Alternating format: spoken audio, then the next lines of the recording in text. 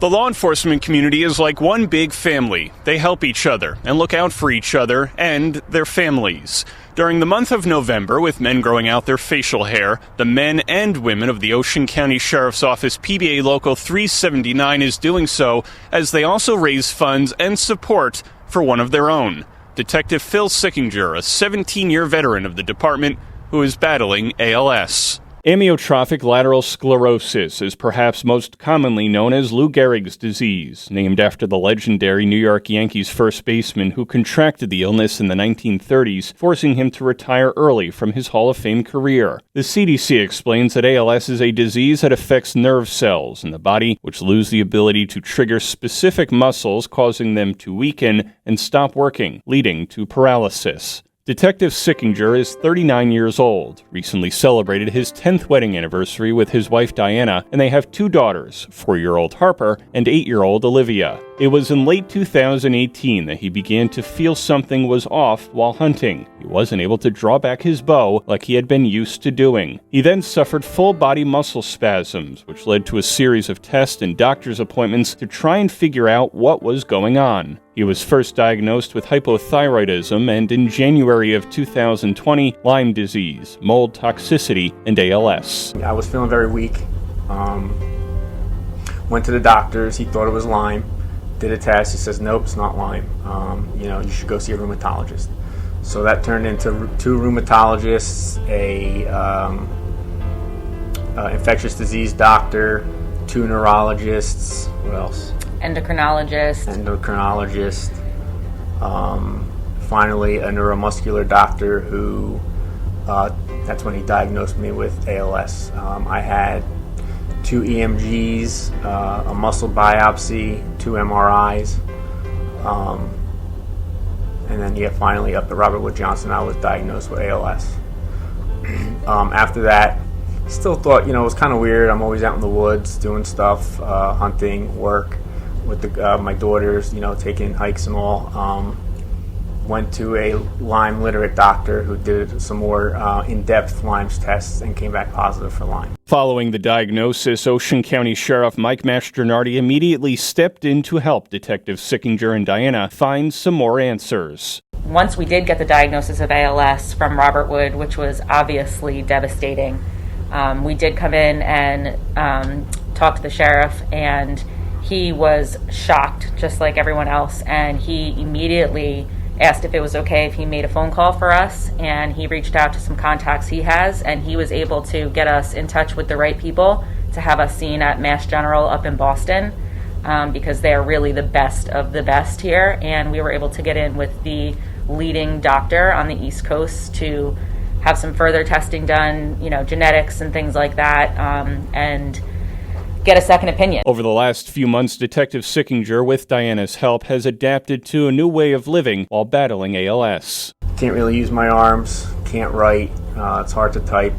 I gotta use a walker to walk.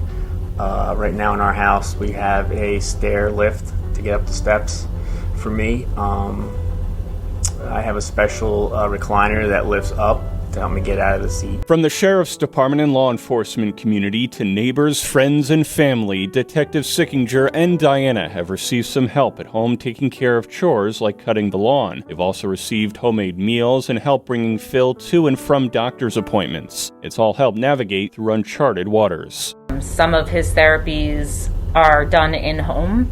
Some of them he's out of the house, which is getting a little bit more difficult.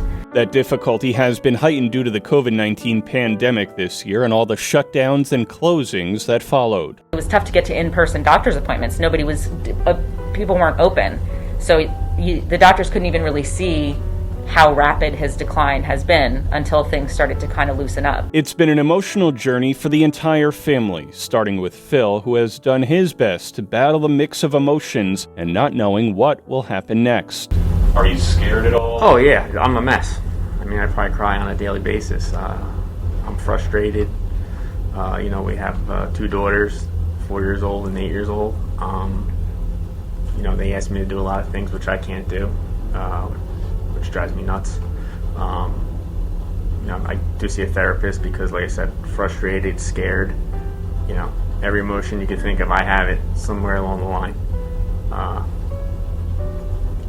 waking up in the morning just wondering, what am I not going to be able to do today? You know, am I going to be able to walk just to get to the bathroom?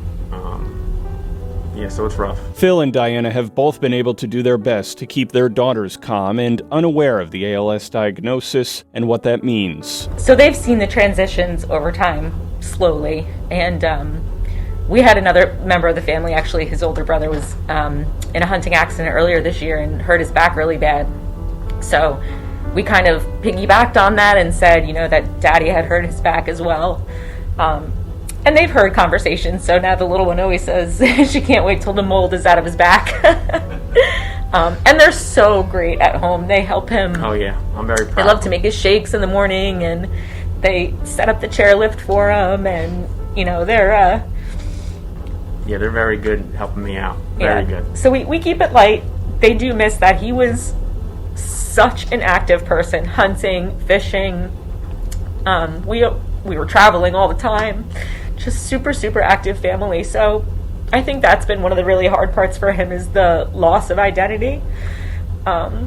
Work, obviously, this is the career he never wanted to do anything else in his life, and he's very good at what he does. Diana and Phil have done their best to keep things as normal as possible at home, and having the support of law enforcement in Ocean County and the community has helped keep their spirits up. It all started with Sheriff Machinardi. You know, once we went in there and told my diagnosis, he was right on the phone. I said, listen, I can't be on the road anymore. And within 2 days, he had me at a desk, help me out any way I could. He calls me on a weekly basis. If I need anything, he asks how my wife's doing, how the girls are doing. And the PBA has been outstanding. They send guys down to work on the yard for me. Whatever I need, they call me all the time. Guys come down to have lunch with me.